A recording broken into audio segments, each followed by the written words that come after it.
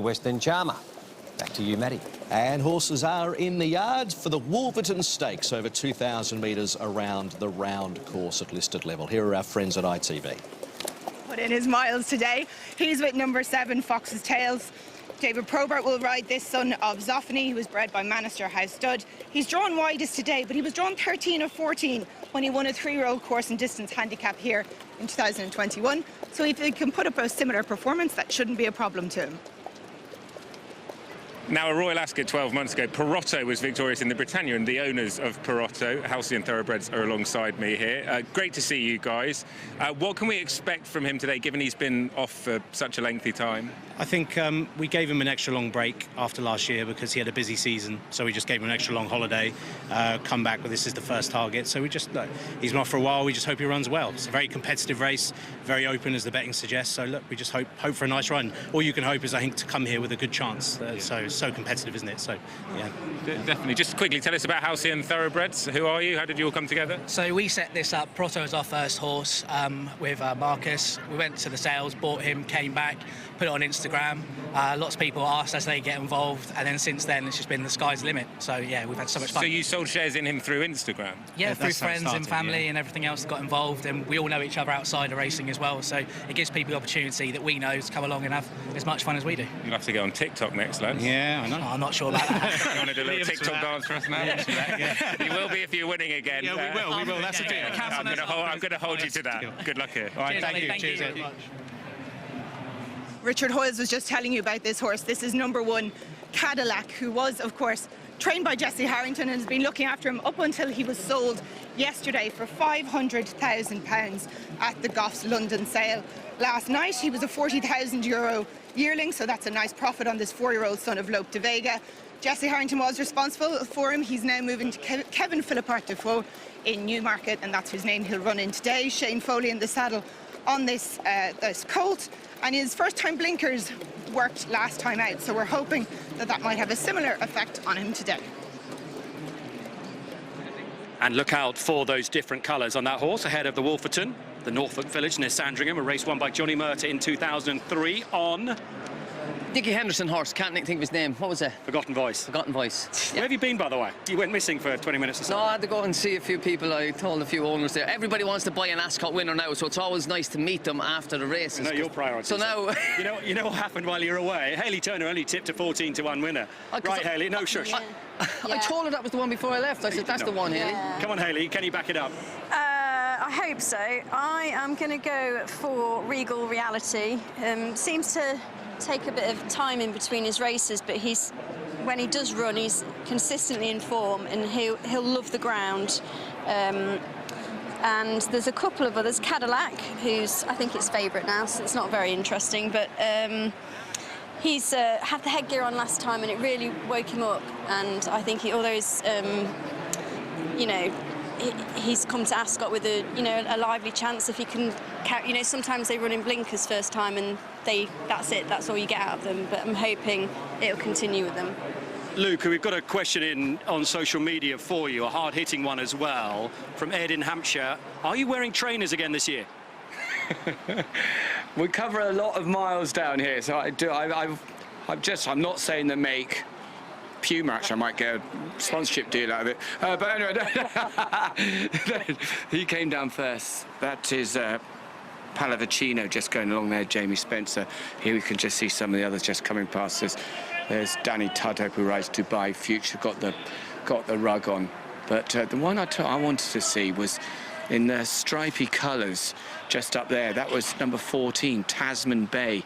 He's a massive big horse. I wanted to see how much work he'd done, because I think he's got a massive chance here. He's had a gelding operation, and I know he was competing in a lot higher level. So you might be able to hear in the background, there's James, the starter, and over there Sam as well, the 2 assistant starters.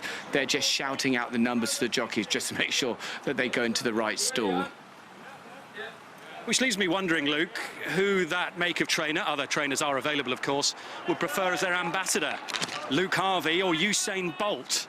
think they've chosen the latter, and I know you go by van. I know you go to each start by van. You don't cover miles, man. You go in a van. Well, I do. It's only because of my cameraman. He's not the fastest, so we have to go in the van. But he's good, you know. Well, I hope he's good. Could be a long week, Matt. You've got it for 3 more days, Matt. No, he's good, Matt. He's very good, actually. Right, Jason, who do you like in the Wolferton? I think that Tasman Bay has bumped into some really top notches the last 3 times we've seen him. Alan Kerr, Baid, Dubai Honour. James McDonald rides for Sir Mark Todd. Sir Mark said he knew him when he was a wee lad back home in New Zealand. So, yeah, there could be a formidable combination here. He's got some form here as well, returning off a break. Johnny? Juan Elcano. Remember him last year, Jason? Yes. You were all over him last year. I think he's a good draw, probably set for the race again. 1 round the track, he's for me. Well, it was Adelmal Rennan who'll join us later in the week who thought she was outstanding. He was outstanding in the paddock that day, and he looked good today. Flags up, Richard. So 2 left, Ed, Certain Lad, who's going to go in for Holly Doyle. And last of all is West End Charmer in that hooped cap. 11 to the field, Cadillac, just a reminder of that colour change, white with the green sleeves coming out of stall number 3. A Certain Lad just backs out of stall number 1. Waiting patiently alongside, it's the inside stalls that will both go, 1 and 2. West End Charmer going forward into stall number 2. Certain Lad now correctly in stall 1. Last one in will be West End Charmer. Mile a quarter, so they start on the descent towards Swindley Bottom, and they all jump out of the stalls. A little bit slow into stride was Regal Reality as they settle down in the early strides. Tasman Bay and Harrovian are both well to the fore, in company with that colour change Cadillac. Held a little wide is Aristia as they make their way through the first furlong. Tasman Bay crossing over and Pallavicino making ground towards the outside. So Tasman Bay has the early lead with Pallavicino pressing on out wide, and they're the first 2. Aristia in 3rd, Cadillac takes the trail in 4th place as they make the turn. Dubai Future races in 5th with West End Charmer and Harrovian. Certain Lad, Juan Elcano in the yellow and blue black just ahead of. On the outside of the field is New Mandate, then Regal Reality. Fox's Tails is towards the back as Tasman Bay is being taken on by Pallavicino, and the 2 of them are rather fighting each other as they now make their way up from Swindley Bottom, and as a result they've extended about 5 to 6 lengths clear. Aristia is in 3rd place, Cadillac is in 4th, then in 5th place is Dubai Future, who races on the outside of West End Charmer. Harrovian comes next ahead of Certain Lad, last year's winner Juan Elcano with Regal Reality, and at the back of the field Star Safari has pulled up sharply, and I'm afraid something seems to have gone amiss. Tasman Bay now just decides that the war has gone on long enough with himself and Pallavicino, but probably cost them both something as Pallavicino makes the turn now past the half mile. Tasman Bay in 2nd place, in 3rd is Aristia, 4th place on the inside remains Cadillac, moving up smoothly is Dubai Future. Then behind these we have Harrovian and West End Charmer. Certain Lad comes next as they make the turn for home. Out in the lead is Pallavicino, Tasman Bay and Aristia. Then towards the inside is Cadillac. Round the outside, still making good ground, is Dubai Future, who now sweeps up, takes the lead. Dubai Future and Aristia have moved on from Cadillac on the inside. Then Certain Lad, West End Charmer, Regal Reality from quite a long way back, and out in the lead it is Dubai Future, who has an increasing lead. It's about 3 lengths to Cadillac, who switches out but is making little impression. Certain Lad, Aristia, Harrovian down the outside with West End Charmer, but written out towards the line. This is a fluent success for Dubai Future. Danny Tudhope and Saeed bin Sarur. Cadillac 2nd, 3rd go to Harrovian ahead of in 4th place Regal Reality, West End Charmer, then towards the outside. Little bit of late progress on the outside from Juan Elcano, but never really threatened at all. Dubai Future, big price, but one like a shorter priced horse, come home to win from in 2nd place Cadillac. Harrovian's going to get the verdict for 3rd. Regal Reality it is over the line in 4th. West End Charm, Fox's Tails it was who made late ground on the outside to gradually grab 6th place at a race that was run at a good gallop. Dubai Future was travelling well from a long way out and has scored in the hands of Danny Tudhope. And a Royal Ascot winner, number 38, for Saeed bin Sarur, and Godolphin are away and running. And Jason, Saeed's working at some strike rate at the moment. You've really got to take note, particularly, this is a listed contest, but he's got some really interesting handicap runners this week. This horse has won easily. Yeah, absolutely. And of course, we had the horse run a huge race earlier on when second to the mighty Baid. And yeah, he's won really well. Do you know, Eddie was 11 lengths behind your favourite horse, Bay Bridge, of course, the London Gold Cup winner, who's going to be out tomorrow. And will win the Prince of Wales tomorrow. There we go. That's a rubber stamp of the form. He was an awful long way behind him, and the week could get even better for Danny Tudhope. Obviously, he's got a whole host of good rides coming up throughout the remaining few days, none more so than the Queen Mary Rocket, of course, dramatised. Oh, yes, looking forward to seeing her first up tomorrow afternoon. He's winning this race for a second time. He won it 3 years ago on a Dabe. Now wins it again easily, really, Johnny. Yeah, no, there was plenty of pace on it. There was two horses took each other on out the front. There was not many horses were on the bridle turning into the straight, but you could pick this lad out at the 2 marker. He came there. Danny just let him float to the front, gave him a couple of backhanders, but he won well. But stepping probably back in class. This was a listed race. The Brigadier Gerard was Group 3 last time, and he probably bumped you into a very, very smart horse on the last day. And Cadillac, purchased last night, run really well in second. But the winners are Godolphin, Saeed bin Saror and Danny Tudhope. Congratulations, Danny. It looked as if you had an enjoyable ride on this fella. He didn't seem to give you too many concerns. No, such a smooth pass, you know, one round really. Couldn't ask for a better position, and you know, this horse stays well. He stays further than this. He went a very good gallop, serious gallop, and it played into his hands. It was nice and smooth, to be honest. Can I ask, has he surprised you with how well he's won in what was a competitive race? Yeah, probably. I think we were all surprised, really. He's not a bad little horse in his day, you know. He's grand. Listen, it all went well today. And Danny, Royal Ascot winners for someone like yourself. Obviously, you've had success here before, but to get that one on the board at the start of the week, how much of a satisfaction is that? Yeah, it's great. You always want to get a good start here, you know, and just hope they run well, really. Obviously, we're second on Real World in the first race. I mean, he ran really well. He's a proper horse, you know. It's just a shame he's bumped into something like Baid, but it was great.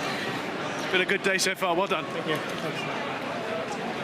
Yeah, and a good day for the winning trainer, Saeed bin Saror, who joins me now. Saeed, congratulations. It seems the cheek pieces back on have made the difference today. Make it different, make him more focused, and he's doing good. He handled well. I mean, as the way the jockey he ride him, I like this jockey really a lot. I mean, and what is it about him you like? He give the horse chance. I'd always look after him well, and you know, he is professional the way he ride. Then he ride also a few horses for me before, and we have luck with him. And also even today, the horse he ran and won well. Do you have any sort of immediate plans in mind for the horse now? No, we could maybe take him Prince of Wales in Newmarket to Group 2, you know, and it will be that's the next target for him. Brilliant. Well, congratulations today. Thank you, sir.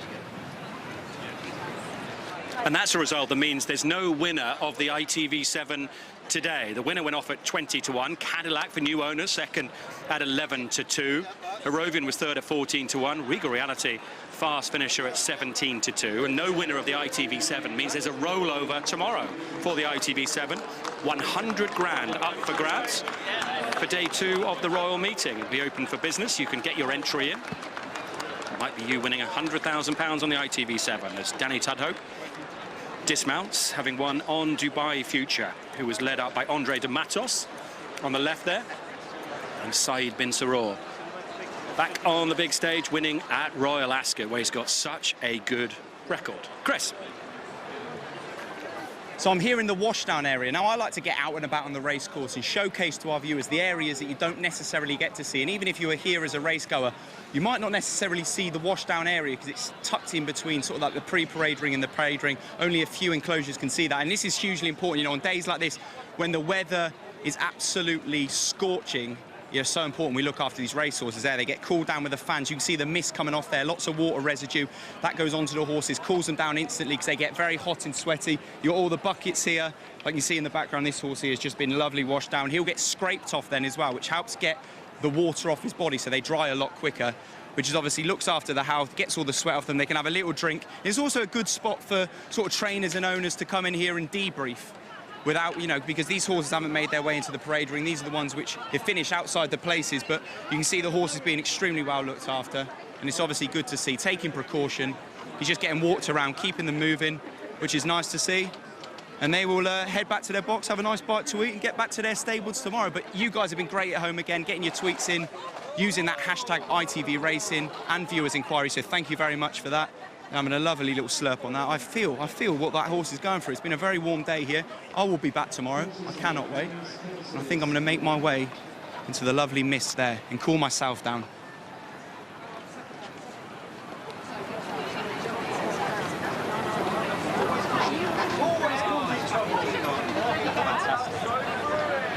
Now, the start of the final race of Copper Horse. Actually, look, you can see we're down here. It doesn't look as though the stands are that busy, but people have just gone inside in the cool for a bit of a drink. But down here, right in the centre, where you can see everyone, look, they've got the girl who's been serving them all afternoon just lining up there for a group photo. And then you come down here and look at these, absolutely fantastic. I don't know who Stones are, but they look as though they've had a good time. Oh, you are so lucky. Been a nice, cool drink all afternoon. I know. We've been very lucky. We've got a great position here. What's the experience like, actually, here? Oh, do you know what? Oh, the camera's off me now. No, the camera's on you. No. I'm not speaking. I thought you might be shy, but you seem to like the camera. It's a brilliant position because you can actually see the horses run by. I mean, it's amazing because you've got the camera there. You sound like an expert, madam. Well, you know what? I've been a few years now, and I have to say, this is the best position ever. To be honest, you're as good at... We might get you as a pundit tomorrow, if you don't mind. What lot we've got to use this. I'm not coming tomorrow. Can I just say, though, do you mind me my hat is designed by this wonderful designer called Sienna Udall. Oh, I know her. No, I was only joking. She is amazing, and she's let me have this hat today. And I said, if I saw anybody, I would just say, you know what? ITV Racing. I expect she's watching anyway. Yes. But listen, this is the most amazing spot. Yeah. Right, have you had a great day? Well, yeah, but there's a race going on, so I've got to go. Oh, quick! Yeah, sorry about I've that. got a bet on it, so I need to go now. Okay, right. There's me thinking she might be shy.